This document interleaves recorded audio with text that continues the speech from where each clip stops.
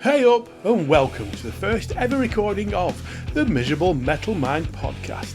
And first of all, can I say thank you for joining us. This is a podcast where three passionate heavy metal fans, all of a similar age, meet up. Two of the podcast members love new heavy metal, be that new bands with new music or old bands with new music. The third of us is a miserable git who doesn't like anything new. Once a month we hope to meet up, introduce him to some new music and hopefully change his miserable metal mind. Hope you enjoy this, please. Some guests on later, you never know. Warning. Please take all negative comments in the tongue-in-cheek manner they are intended. Basically, don't be a dick. So, before we start the first segment, let me introduce us all. You know, put a name to a voice and all that. Hello, I'm Neil Thrash Trash Bolton. Say hello, Thrash Trash. Hello. Next, we have internationally renowned reviewer, interviewer, photographer, Mr. Paul the Machine Hutchins. Say hello, Paul. Hello, Paul. And finally, can I introduce the amateur athlete, professional misery, Simon Miserable Tubbs. Say hello, Simon. Hiya. Yeah, miserable.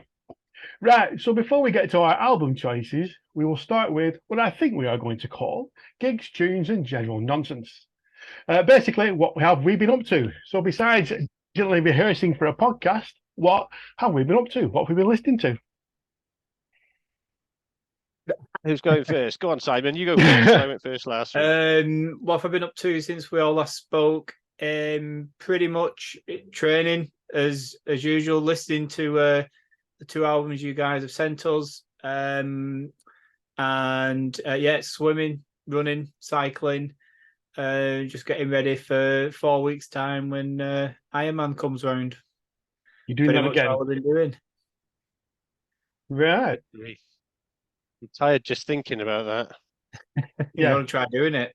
No, thanks. I'm quite happy swimming, but the rest of it can go stick itself.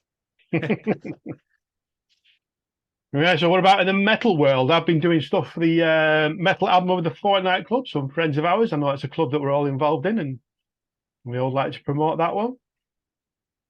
What about yourself? I know you've got a bit in there as well, Paul. I've been doing a bit of gigging. I went to see Carcass last week. You did, I've seen the pictures. 2 Florence Black gigs this weekend. They were playing 2 single launch gigs up in the Patriot, just up the road from me in Crumlin. Both sold out within 4 hours, so 200 tickets sold out in 4 hours for each gig, so that was pretty intense. Wow. I've actually been listening to a bit of classic stuff. So I've been reviewing Yesterday and Today Live by Y&T from 1991, which has just been released or is due to be reissued on Metal Blade Records at the end of this week. So I've been listening to that, which is very good. Never got Y&T. Okay, well, that kills that then. Move on. I've had G&T. I never had Y&T though. So you not remember them from back in the day? No. You can't shake your head. It's a podcast, Simon. All right. No, then. I reviewed the Dog Tired album for our friends over at UK Thrashers. That's a good album. I know you did as well, Paul. You've had a listen to it, haven't you? I have, yeah. Very good album. Really it is a very good album. Yeah. Did you get the hints of Gojira in there? I did, yeah. Lots of groove as well. I think it's a really cool, very good album, actually. It's one that needs to be played a bit more, actually. Yeah, I've been blasting that one out today. Simon's a big Gojira fan. You went to go and see him recently, didn't you? Yeah, they were great. I really wanted to go watch them. I was dragged along by a very good friend of mine because nobody else wanted to go. So, and it was basically the same song repeated for an hour and a half, in my opinion. So, yeah, just a lot of that's just how it sounded all night for me. So I've got tickets to go and see Jeff Tate do Operation Mindcrime in full at Blackpool. Looking forward to that. Yeah, I'm looking forward to that. Never seen him do it before. No, I don't think I've seen Queensryche Donington 91, I think. Was it? Ooh. Yeah, it was my first Donington 91. I saw Queen's White then, and I've never seen them since. Who headlined at 91? Don't know if I was there or not. AC/DC. No, that's the one I yeah. missed. Yeah, I didn't go to that one. Metallica supporting them when everyone was there. They just released a Black Album, I think it was 5 days earlier. And everyone was there for Metallica, and it rained bottles when Metallica went off. If anyone remembers that famous day. Yeah, well, I don't because I wasn't there. That's because maybe you used to be miserable and you cheered up as you got older. Maybe I haven't cheered up either. I've been listening to the Monster Shop podcast as well. Have either of you two heard of that one? Nope. Nope. It's just basically a radio show. It's just two metalheads. It's 2 hours worth of music, a bit of chatting in between. But I quite like it. They don't always play stuff that I like, but yeah, you do find some new bands on there. But yeah, I can recommend that one if anybody's interested. I find listening to podcasts, unless I'm actually doing something really difficult. If I listen to them in bed, I just fall asleep. So it's usually when I'm either driving or gardening. The two times for me. I can't listen to them and do anything else unless I'm actually active. Do you know what I mean? With the driving I'm doing, 2 hours worth of radio is most welcome. So yeah, I like that a lot. Yeah. Right, I suppose we should get into our first album choice. So that's going to be over to you, Paul. What have you got for us? I have got the debut album by King Kraken, who are a Welsh band. I'm good friends with all the band, but regardless of that, they are a band that have emerged over the last 3 or 4 years in South Wales. They're all guys around, or some of the guys are around our age, and a couple of them are a little bit younger. So they're experienced musicians, and they came to prominence in 2019 in the Metal to the Masses competition down here in Cardiff, where they got to the final, and then 2020 they started getting quite a few gigs. They played Hard Rock or Hammerfest, as it was, I think, at Birmingham, about a month before the pandemic broke, and then obviously lost 18 months. They just recorded their EP the week after Hammerfest, and then obviously bugger all happened. So then last year they finally got in the studio and recorded their album, which is Roman numerals. So I know certain Carl Black would love that. I think the Roman numerals are 1178, if I remember correctly, but I may be wrong. It's meant to be the date of the first sighting of the Kraken. I think that's the connection with the numbers. The mythical monster, not the rum. Not the rum, no. So that was released end of January. They had a big album launch gig, which I went to and covered, which was up in Merthyr, and that was sold out. That was about 250 people there. And then they have been gigging pretty heavily ever since. And I will be seeing Jeff Tate as well in 2 weeks' time, because King Kraken are on the support slot down in Newport. Oh, wow. So, yeah. So that was my choice.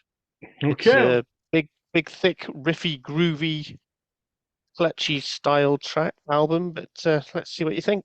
Okay, so let's go for a track. Let's go for the track Veins. So, Simon, what are your thoughts on King Kraken? My thoughts on King Kraken are the album has a really strong opening. The first 2 tracks I really liked. Bloody hell! It has a really, like Paul said, a good, really deep, bluesy, heavy rocking guitar sound, which is right up my street. You can see the type of the band. But as soon as they came on, the first 2 tracks, I thought, if I was watching this in one of the tents in a festival, at tea time, they'd go down an absolute storm, I would think. I really, really liked it. Midway through songs 5 and 6, I think it starts to wane a little bit. Maybe that's just new music fatigue on my part. But the certainly the last song is really good.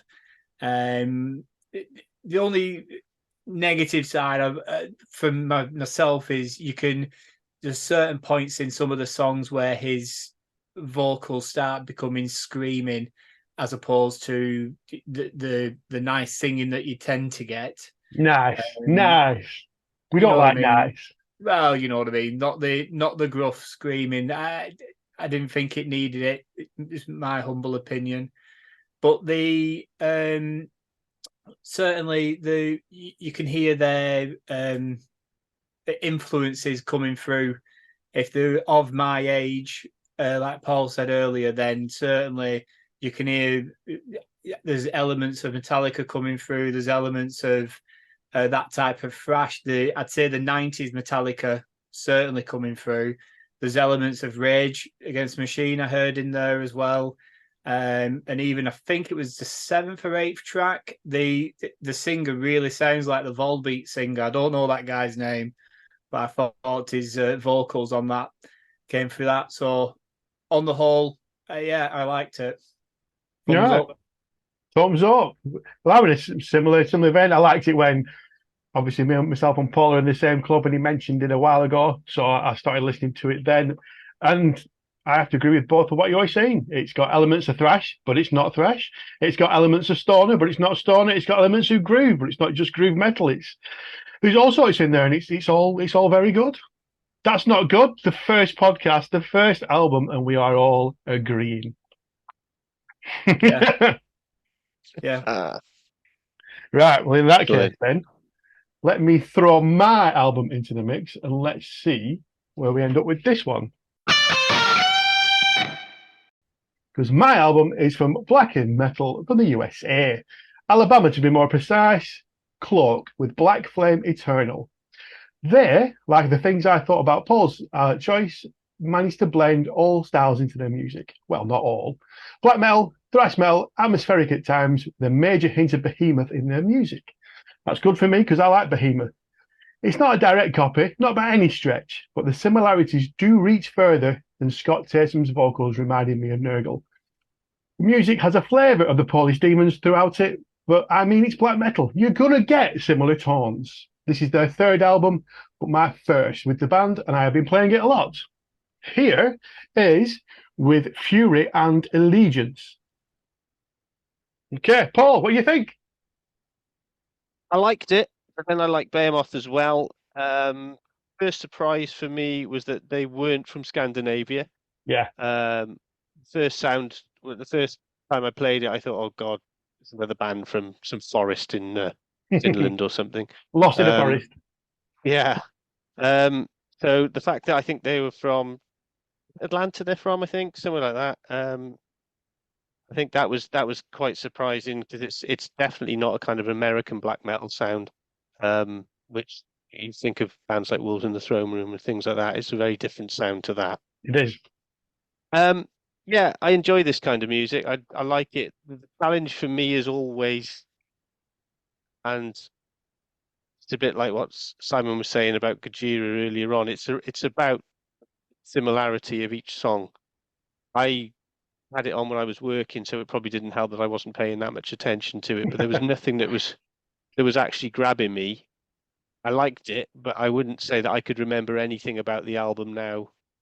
In terms of I couldn't identify tracks on it that I would say, oh yeah, that was the one. So the one that we've picked for you to play, Okay. I couldn't tell you what it is. But that didn't mean I didn't like it because I think it's really well done. And there are elements of, as you've said, there's elements of thrash, there's black and metal in there.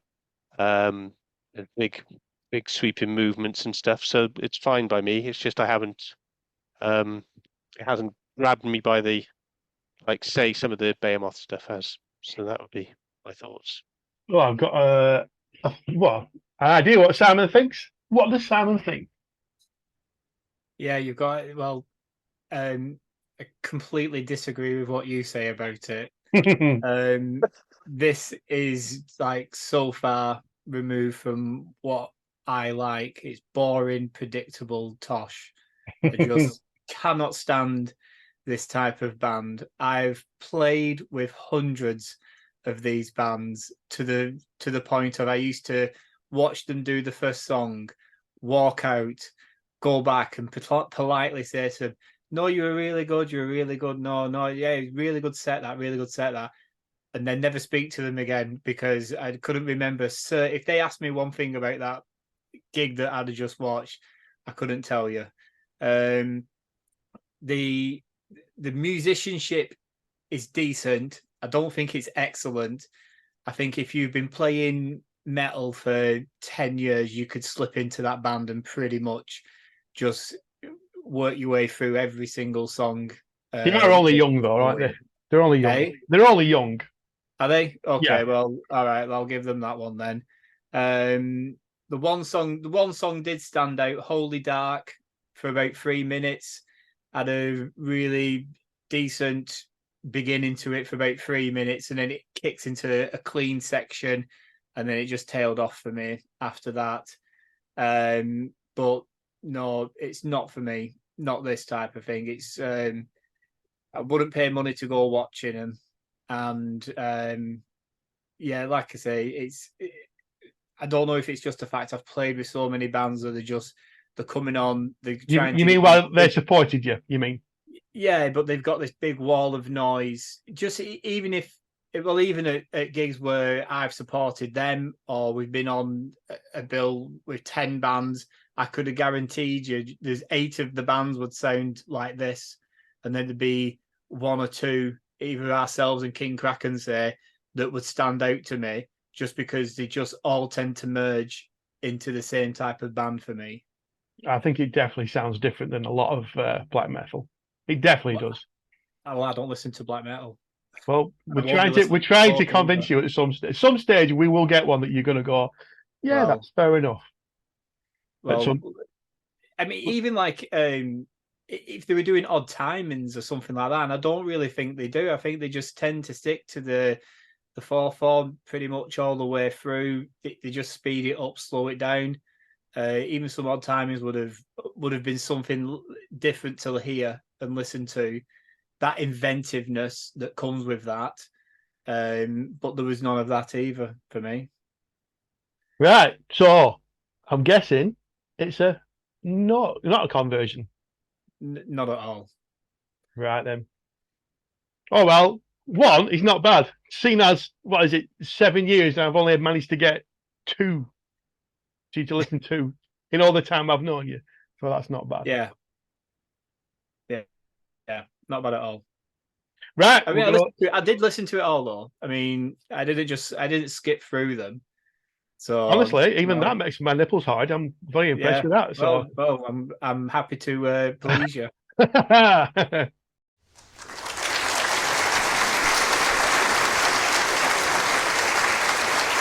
Play something we know. Right, please us some more then with your classic track. Classic album, I should say. Well, classic album, thank you. Yeah. Well, what can we say that hasn't already been said about the fantastic Whitesnake's 1987 album? Big hair, big songs, big guitars, big drums. It's almost as if Bob Rock had a hand in it himself. From start to end, I absolutely adore this album. Heard it when I was 11, and I think I've pretty much been listening to it ever since. Just every single song on it, I think, is an absolute banger. John Sykes's guitar work is just fantastic. So yeah, I absolutely love it. And I found out today for the first time, it's not actually Tommy Aldridge that recorded the drums, and I always thought it was. I always thought it was. No, it's not. It's Ainsley Dunbar. That's right. Yeah. But his drumming is just brilliant. But I think it's good. I think of Tommy Aldridge because that's who went and toured the album, and I think has played with Whitesnake almost ever since. Yeah, was he in the videos as well for the album? He was, singles? along with Vandenberg and the other guitarist who slips my mind at the minute. Right. Who's the other guitarist? Because John Sykes, obviously, they fell out, didn't they? Yeah, I know he left. Yeah, I know he left. That's all I know. Yeah. But yeah, absolutely fantastic album. Right. So what track we're going for, Simon? Bad Boys, the one that people probably hardly hear. Not a single. Right. Ow, ow, ow, ow, ow! That's the one. Right, well, I'll jump in with this one. I grew up with this album just like Simon, and I'm afraid to say I loved it as well. Listening back to it now, it's a bit top heavy, but I've still got lots of love for it. But it's a bit throwaway after the big sing along, Here I Go Again. Like you say, John Sykes, awesome, superstar, a bit of Eddie Van Halen and also it's in those solos. Very much love it, very much liked it still, but yeah, to go off with the full album after a while, at this age, I don't think it's aged as well. It's basically sounds like either David Coverdale asking for sex, either David Coverdale being upset because he didn't get sex, or just walking down the only road he's ever known. But I've got to be honest, I did still enjoy it. Paul? Right, I'm going to tip the apple cart the other way. By the time Whitesnake got to their 7th album, they were really grating on me. I'm a bit older than you guys, so I can remember Ready and Willing and the earlier stuff. And the real joy for me with Whitesnake was they were a proper blues band. They were. With Moody and Marsden up front, who were two underrated guitarists. They obviously had they had various members, but they had Cozy Powell there and John Lord on keyboards and that kind of thing. So it was for me, this was too American. I'd already, by the time it came out in 1987, I was 17. I was already moving much more towards thrash and the more extreme side of things. And it's just for me, was listening to it again. Obviously, I was aware I'd listened to it a long time ago when it came out, like you guys. It's just a cock waving exercise to me. It very much is. It is. It's incredibly polished. Yes. It's incredibly big. Yes. It's incredibly in your face, which is exactly what Whitesnake were. I can't fault the performances on it in terms of Sykes' guitar, but I loved Sykes when he was in Tigers of Pang Tang, which was back in the days before he even joined Thin Lizzy, let alone Whitesnake. Yeah. So the songs are familiar for me. I could sing more of the songs, the lyrics to that, than I could to a load of my favorite stuff because they're just ingrained in me because that was the time. For me, it's just a little bit too overproduced, a bit too American market, a bit too brash, which was what a lot of bands were doing at the time. Yeah. And that's why listening to it now, it probably resonates less with me than it did back then. It did work though for him, didn't it? It did work. It's sold him a lot of records, didn't it? Over 10 million, apparently. Yeah, I had Love Hunter as a kid. That was the only one of the earlier stuff that I was really familiar with. And it's a definite. It could be a different band, to be honest, but it's just still, it's just still got very fond memories for me. I think 87 was the first time I was properly introduced to Whitesnake, and then obviously Slip of the Tongue came along, and I really liked Steve Vai at the time as well, because obviously he'd done Passion and Warfare. So them two albums were on hard rotation as I was growing up. And my mum had Saints and Sinners, I think it was.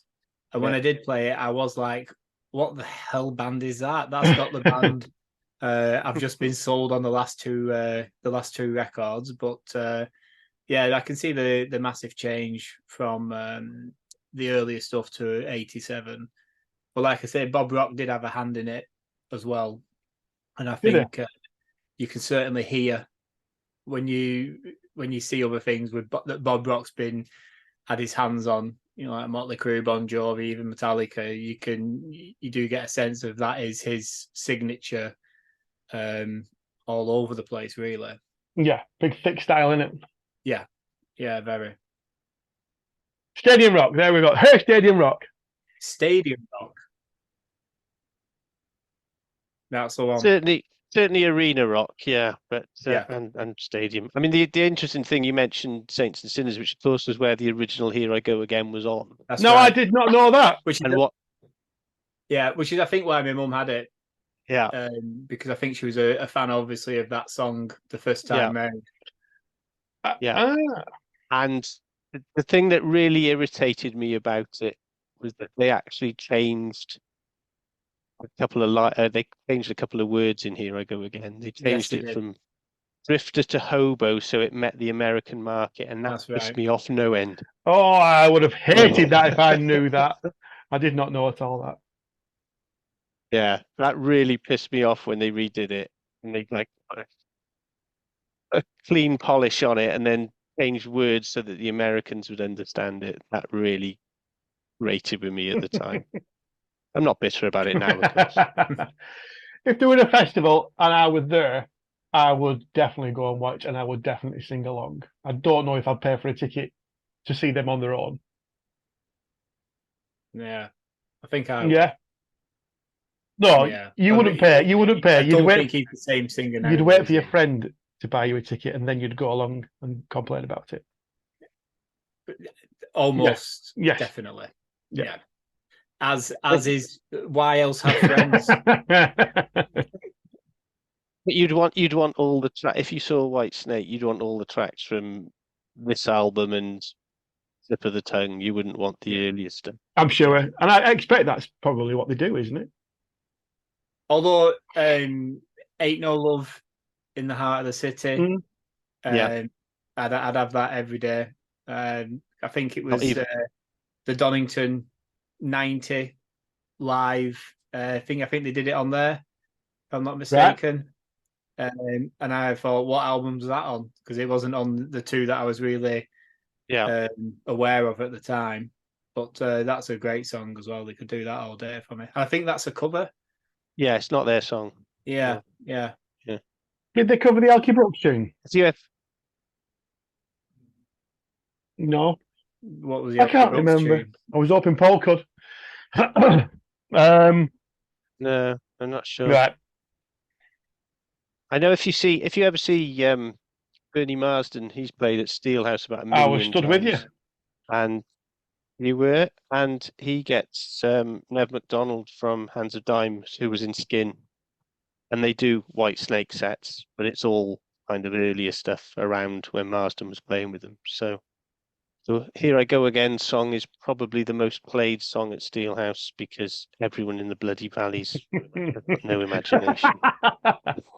He could sing that bugger though, couldn't he? Bloody hell, he could sing. Oh yeah, we love Nev down here. Yeah. It was like James Hetfield walking onto that stage. The place went mad. Yeah, always does. There we go.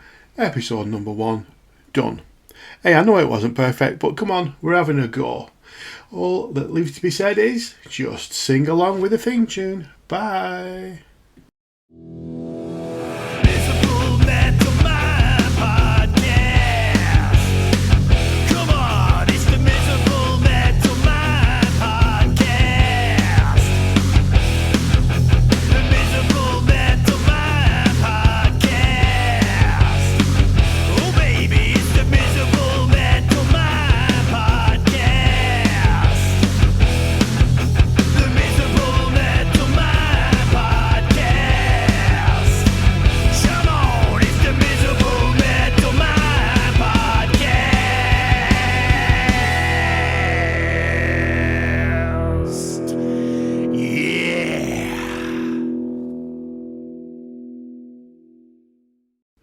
Hey up and welcome to the first ever recording of the Miserable Metal Mind podcast. And first of all, can I say thank you for joining us. This is a podcast where 3 passionate heavy metal fans all of a similar age meet up. 2 of the podcast members love new heavy metal, be that new bands with new music or old bands with new music. The third of us is a miserable git who doesn't like anything new. Once a month we hope to meet up, introduce him to some new music and hopefully change his miserable metal mind. Hope you enjoy this. Please some guests on later, you never know. Warning. Please take all negative comments in the tongue-in-cheek manner they are intended. Basically, don't be a dick.